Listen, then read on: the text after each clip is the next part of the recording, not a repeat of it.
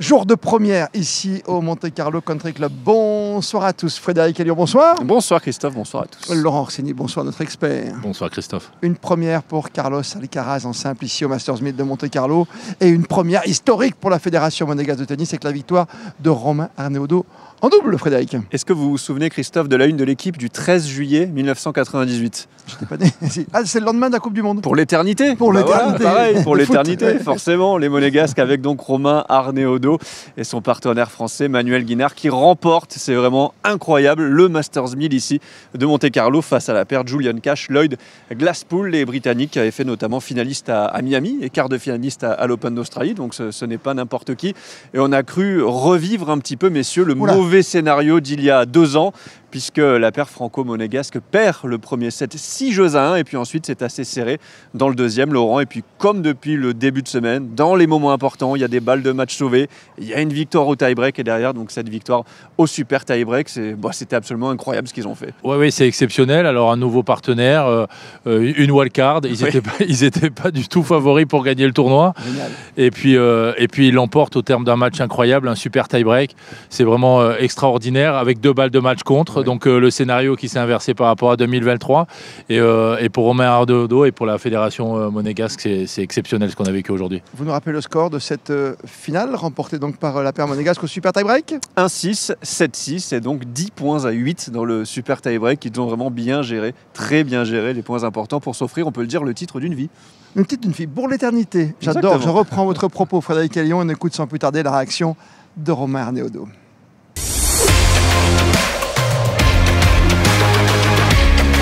C'est vrai que ce que je viens de dire à Manu, j'étais là il y a 2 ans et j'étais vraiment, je l'avais vraiment mauvaise parce que en fait, plus on se rapproche de la possibilité de gagner, plus en fait on se rapproche de la grosse déception. Et si c'était passé il y a 2 ans, mais bon, si on se donne pas les moyens de gagner, on ne pourra pas le gagner. Donc au final, c'est un peu particulier comme sentiment, mais là, j'arrive pas à y croire parce que sur la fin, ça se goupille pas très bien. J'ai eu peur qu'on perde encore et j'ai eu peur d'être vraiment triste pendant très longtemps. Et là, en fait, c'est un sentiment d'apaisement et de plénitude qui, je sais, va durer jusqu'à la fin de mes jours parce que, au final, ça fait 2 ans que voilà, j'y pense quand même beaucoup et évidemment, je suis passé à autre chose, mais je l'ai quand même encore, je l'avais au travers de la gorge, j'ai pensé des fois le soir en m'endormant et là, maintenant que c'est gagné, en fait, j'ai l'impression que ma carrière de tennis, elle est complète, quoi. Pour moi, je peux encore en gagner d'autres, mais je veux dire, c'est bon, maintenant je peux partir à la retraite tranquillou. Et évidemment, je vais continuer à jouer, mais voilà, j'ai plus aucune voilà, je voulais vous annoncer, c'était la fin de ma carrière. Voilà. Merci, au revoir. Et non, voilà, c'est un sentiment de plénitude exceptionnel. Et ce qui me manquait le plus, c'est un peu un détail paradoxal, mais moi, je suis ici tous les jours dans le club, je m'entraîne et je prends le café dans la terrasse tous les jours et il y a le marbre avec tous les vainqueurs du tournoi et tous les jours je vois écrit Krajicek Dodig qui nous avait battu la dernière fois et là il y aura mon nom sur le marbre en face du café et ça peut paraître un peu bête mais moi ça me fait vraiment chaud au cœur et parce que j'adore ce club, je suis amoureux de ce club et quand je serai ici à prendre mon café tous les jours il y aura mon nom sur le marbre et je fais partie des murs maintenant d'ici et je suis vraiment fier de ça.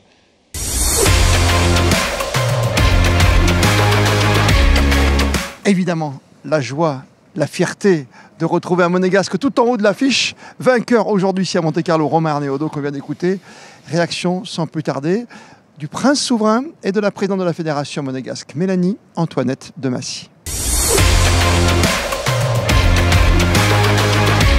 C'était extraordinaire, c'était un moment très émouvant et très prenant et on a vibré tout au long de cette finale qui était mal engagée et puis voilà, mais ça prouve qu'avec de la ténacité, en s'accrochant, eh bien on arrive à des résultats extraordinaires. Donc bravo à Manu et à Romain pour cette première historique pour un joueur de Monaco. Que non seulement c'est déjà formidable d'arriver en finale, mais de la remporter, c'est encore plus extraordinaire et on est très heureux et très, très fiers. Voilà. Tellement mérité pour Romain qui avait échoué il y a 2 ans ici. Absolument, mais écoutez, moi, il a dit lui-même sur le cours, ça fait des années et surtout depuis 2 ans, je lui ai dit un jour tu vas gagner ce tournoi. Et c'est vrai, il ne me croyait pas, il me regardait. Je voyais dans ses yeux qu'il me disait ouais, elle est gentille, elle est folle, elle dit ça comme ça. Et je lui disais, je te garantis, Romain, un jour tu vas me gagner ce tournoi.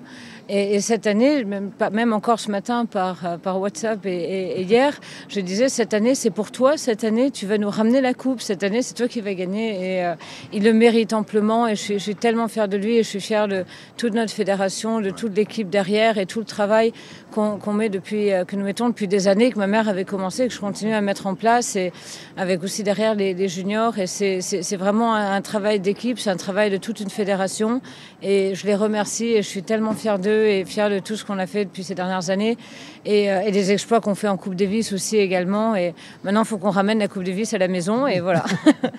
En 12 mois, on est passé de Charles Leclerc à Romain Arnaudot. C'est formidable.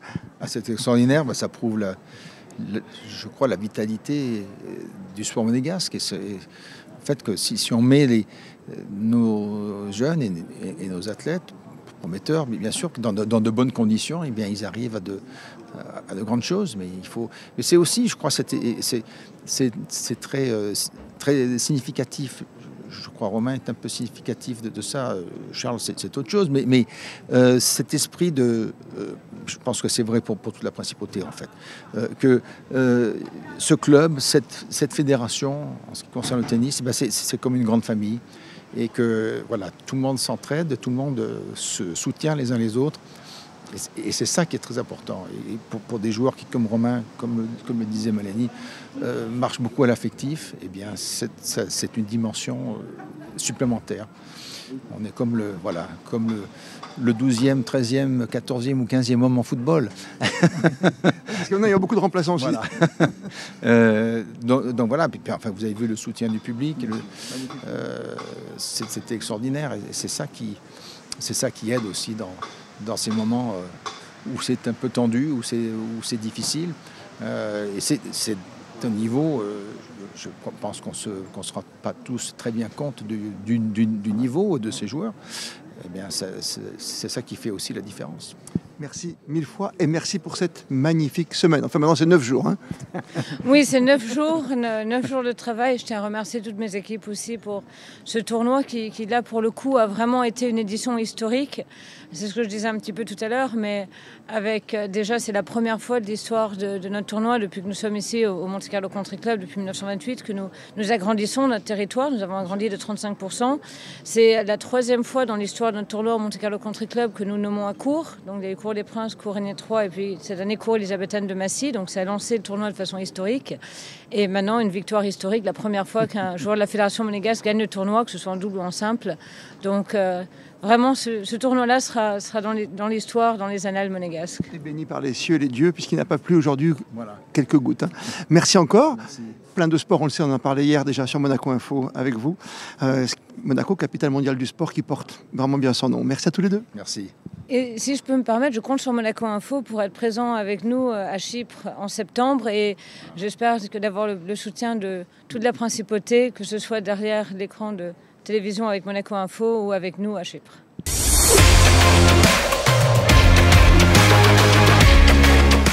Oui, l'importance de la famille ici à Monaco. Laurent Orsini, représenté ce soir comme invité par Guillaume Couillard, le capitaine de Coupe Davis, qu'on a vu, mais tellement sur sa chaise, tellement il tremblait, tellement il était anxieux de voir Romain. Ainsi, non ? Si.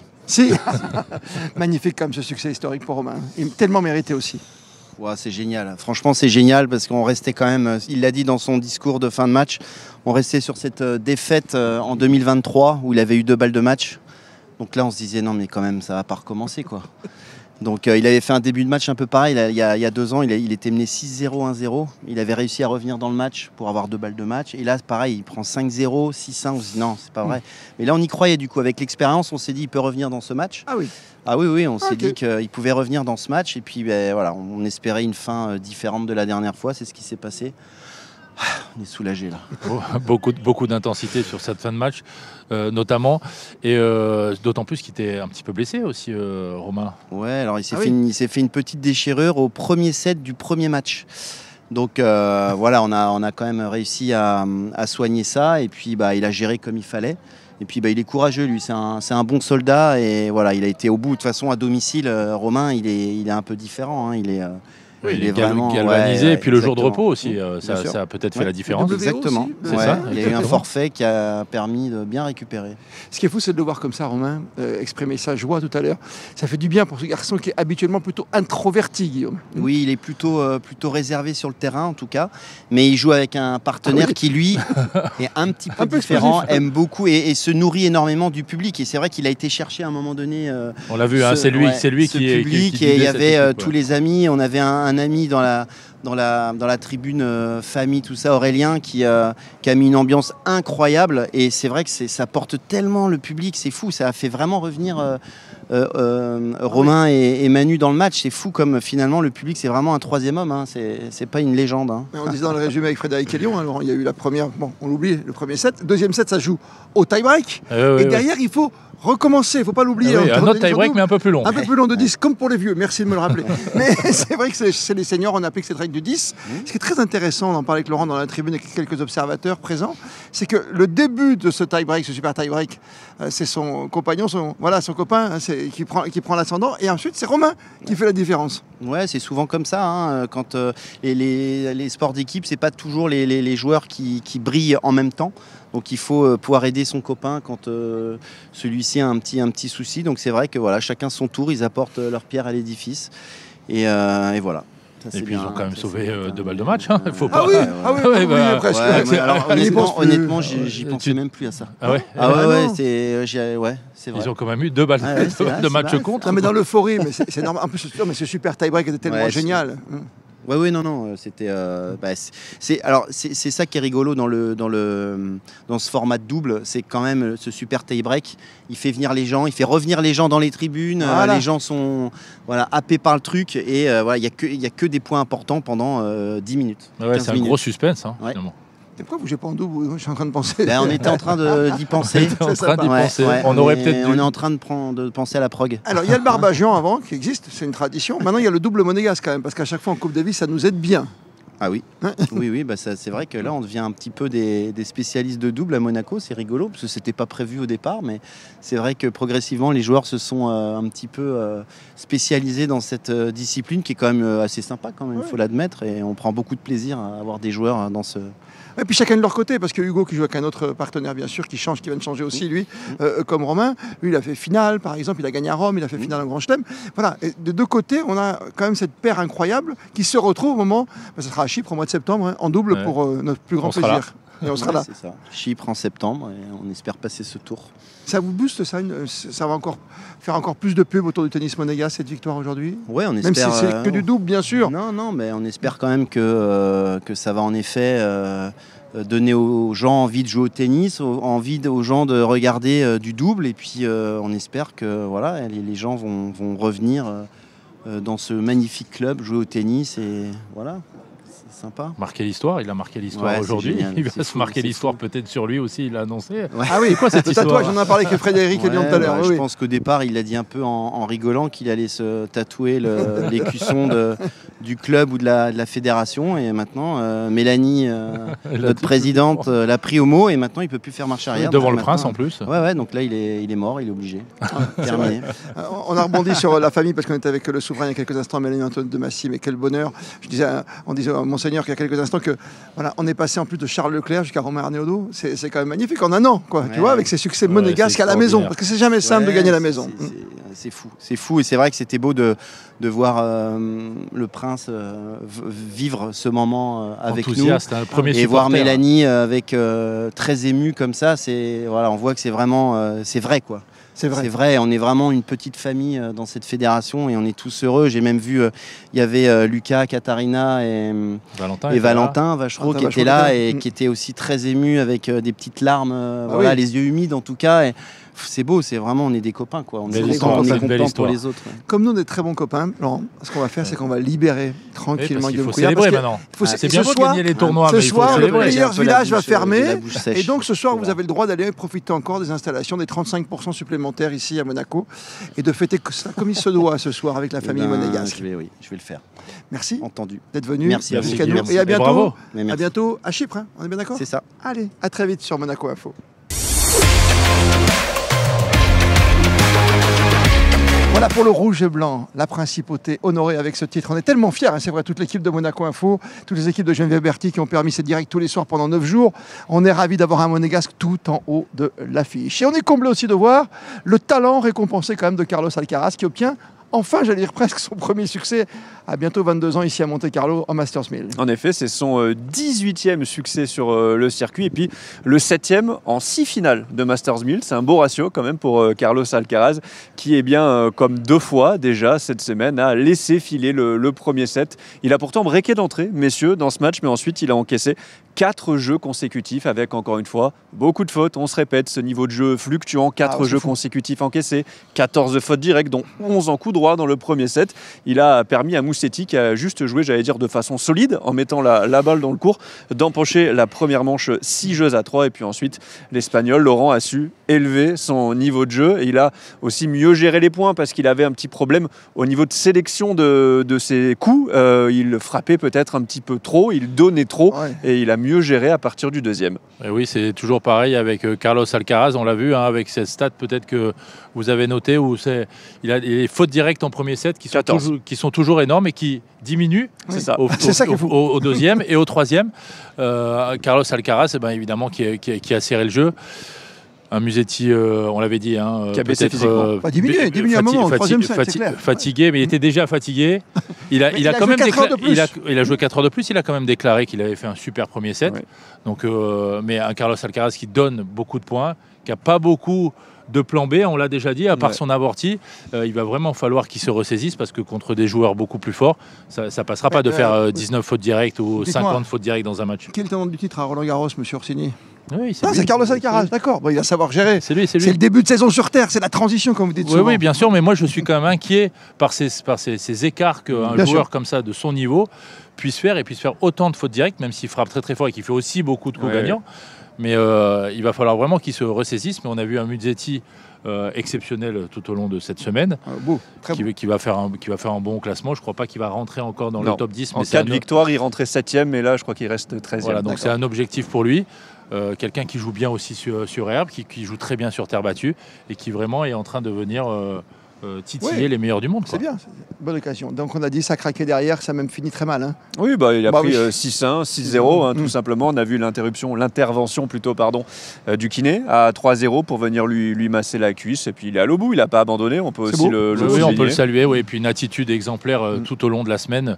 Il n'a pas bronché, il est resté concentré. Vraiment un très très beau joueur. Puis-je vous poser la dernière question piège, évidemment, parce que toute cette semaine je me suis retenu, vous voyez. Allez-y. J'ai pas dit est-ce qu'Arthur Fils allait gagner Roland Garros après Yannick Noah. Piégez-moi. Rafael Nadal, c'est combien de succès ici? C'est 11 et 14 Roland Garros. Vous m'avez compris? Est-ce que Carlos peut faire pareil? Bien sûr. Aussi bien? Mieux? Bien sûr. Il est jeune, 20 ans, 21 ans déjà, 22 bientôt? Je ne sais pas, Carlos Alcaraz, c'est pas Rafael Nadal. J'ai pas voulu dire ça. J'ai dit, est-ce qu'il va pouvoir... Rafael Nadal a tout de suite gagné des grands chelems à 18 ans, donc c'était un petit peu plus tard, je crois, Carlos Alcaraz. Mais son jeu me laisse vraiment... il y a des trous d'air. Mais vous avez raison. Comment on peut le dire. Moi, j'adore sa façon de jouer. C'est quelqu'un qui punch la balle, mais faire autant de fautes comme ça... Tu vas faire quasiment 20 fautes à chaque fois en première manche. Oui, sauf si on fait plus de points gagnants. Mais bien sur terre battue, c'est pas possible. Très bien, la prochaine, il y aura un certain Yannick Sinner aussi. Ici, on va en parler avec David Messet dans quelques instants. Je vous propose, mais d'abord, d'écouter la réaction. On peut? Allons-y. C'est OK? Bien sûr. Écoutez le grand, sur le court même, hein, Carlos Alcaraz. Ha sido un mes bastante complicado para mí después de Miami. Bueno, fue un mes difícil de gestionar un poco todo lo que estaba pasando, de encontrar y de enfocarme sobre todo en lo importante y venir aquí a Montecarlo después de una semana en casa de entrenamiento y venir esta semana y haber solventado los problemas que me han venido. La verdad que estoy súper contento de la manera en la que he hecho. La verdad que disfruto y he disfrutado esta semana como hacía tiempo que quizás no había disfrutado y la verdad que muy contento y con ganas de seguir. Carlitos pour les intimes, Carlos Alcaraz, ce sourire. C'est des bonnes bouilles quand même, ces jeunes, ils sont, je sais pas, ils ont une bonne tête. Hein. Et puis c'est la fraîcheur, il est relax, il sourit, il a fait un super discours. C'est quelqu'un qui fait vraiment plaisir à voir et puis il a vraiment une bonne cote de popularité, c'est un joueur sympa. L'histoire retiendra le score peut-être de cette finale, on le rappelle avec vous, Frédéric 3-6, 6-1, 6-0, 1h47 passé sur le court pour cette finale. Et c'est l'heure des bilans dans les experts et le grand bilan dressé par le patron lui-même du Rolex Monte Carlo Masters. Des finales magnifiques avec la météo qui a tenu jusqu'à la fin, donc on est ravis.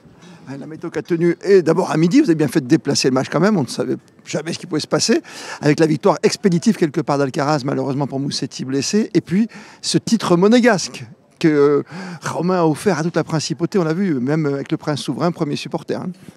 Exactement, donc si on revient sur la programmation, on avait changé avec la météo qu'on avait devant nous pour 3 jours avant, et c'était vraiment mauvais, donc on a dit on va donner le plus de chances possible pour terminer le tournoi. Donc on a anticipé, on a inversé l'ordre de match et ça a bien marché.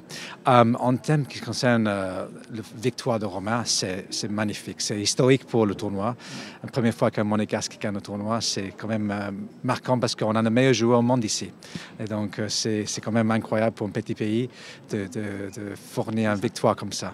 Avec les 35% de superficie en plus, ce nouveau Players Village qui a été apprécié bien sûr. Ça veut dire que ce soir vous vous baignez dans l'eau à 29 degrés malgré le temps? Oui, c'est possible. Parce que oui, voilà, donc la piscine est magnifique. Donc c'est vrai que j'ai entendu qu'Alcaraz est en train de nager maintenant en fait. Aïe, aïe, aïe. Donc voilà. Mais c'était un grand succès pour nous aussi. Le Player Village qu'on a imaginé sur papier a vraiment eu un grand succès. Le passage entre le Player Village et le vestiaire était vraiment simple pour les joueurs, donc on est ravis avec le résultat.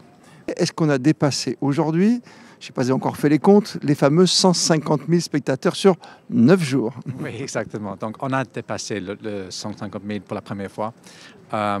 On est à notre capacité maximale maintenant, donc on ne peut pas continuer En fait, c'est le premier samedi qui a beaucoup aidé à dépasser. Donc on a eu 2000 spectateurs de plus le premier samedi. Et chaque jour, on a maintenu ou dépassé le record de 2024 déjà. Qu'est-ce qu'on peut rêver de mieux qu'un Alcaraz vainqueur et qu'un Monégasque vainqueur en double? Qu'est-ce qu'on peut faire de mieux encore l'année prochaine en termes de spectacle? C'est difficile d'imaginer mieux que ça. Vraiment, vraiment mieux. On a eu de tout. Donc, on a eu le départ de Gasquet qui a commencé ici et qui a joué aussi 2 fois sur le couronne toit. Donc, on était ravis d'avoir l'opportunité de remercier Gasquet. Après, on a eu tous les meilleurs joueurs au monde. Il manquait Jannik Sinner, mais ça, c'était pas son choix. Et après, quand on voit le résultat, d'avoir Carlos Alcaraz, numéro 3 au monde, en face à un Italien comme Musetti, c'était quand même pour ici, c'était énorme. Et merci de nous offrir à nouveau en 2026 un tournoi d'une aussi belle qualité, ce sera déjà beaucoup. Ouais, le rendez-vous déjà, on sait la date, donc on est de 4 au 12 avril 2026. Donc rendez-vous dans très peu de temps.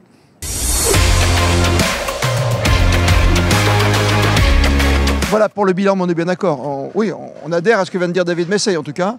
C'était un superbe tournoi et si on fait mieux l'année prochaine, si on fait aussi bien déjà même, ce sera parfait. C'est toujours, et les joueurs le disent, c'est toujours un super tournoi. On en parlait tout à l'heure avec Guy Forget un petit peu à table. En off. Vous dévoilez nos nos déjeuners quoi, déjeuner d'affaires. Non mais qui nous disait que effectivement, tous les joueurs adorent venir ici, mais le Player Lounge, le restaurant n'était pas toujours au niveau du tournoi. Et là, vous osez le dire. Là cette année, c'est carrément le top. Ouais, on attend les retombées, hein, c'est Frédéric Allion, mais tout le monde a apprécié visiblement. Tous les premiers retours sont très positifs. Ça, et la fête, si vous l'entendez, continue derrière nous pour l'instant. Parce que ça ferme ce soir. Hein. Ça ferme ce soir. Il faut leur dire, à minuit. Hein. Ils vont en profiter, mais comme disait quelqu'un de l'organisation, ce n'est pas un tournoi mandatory ici. Ça veut dire par rapport aux autres Master 1000 où les joueurs sont obligés de le jouer, D'accord. celui-là, les joueurs sont obligés de s'inscrire. Oui. Donc le fait d'avoir un super player lounge, pardonnez-moi, et un resort rien que pour eux, à mon avis, vont s'inscrire très très vite. C'est bien pour ça que la précision était d'importance. Vous avez bien fait de le rappeler. Laurent Orsini, Yannick Sinner, lui, est contraint et forcé de ne pas pouvoir jouer. Autrement, il voulait jouer ici, hein, bien sûr. Oui, oui, Comme exactement. vous le dites, ce sont les joueurs qui décident dans ce tableau qui va bien pour l'instant à l'ensemble de l'organisation ici à Monte-Carlo. Merci Laurent Orsini pour vos conseils avisés, toujours Merci pertinents. à vous. Comme tous les ans, c'est vite passé cette semaine. Vous avez manqué, Ouais. vous avez manqué sur la terre battue. Je pense que vous pouvez reprendre un peu la raquette. Écoutez, je vais sortir mes Stan Smith et puis on verra Frédéric bien. Elion, en ce moment, il joue au paddle. Mais ça se dit pas. Voilà, Frédéric Elion, qui est là pour analyser toutes les rencontres, tous les soirs avec toutes nos équipes, les réseaux sociaux, et ceux qui nous accompagnent, notamment à la technique, que je salue toute l'équipe de Monaco Broadcast et toutes les équipes de Monaco Info, jusqu'à la salle de montage et aux réseaux sociaux. Merci de nous avoir suivis pendant 9 jours sur Monaco Info. On se dit pour le tennis à l'année prochaine, bien sûr, pour les Peut-être nouveaux les dates, experts. parce qu'on a les dates. On les rappelle encore Ah ben, rappelez-les. 4-12 avril, parce que vous avez oublié. C'est bien, merci Laurent Orsini. Et plus que jamais, vous le savez, bonsoir à tous les deux. Bonsoir. Vous êtes bien sur Monaco Info. Bonsoir.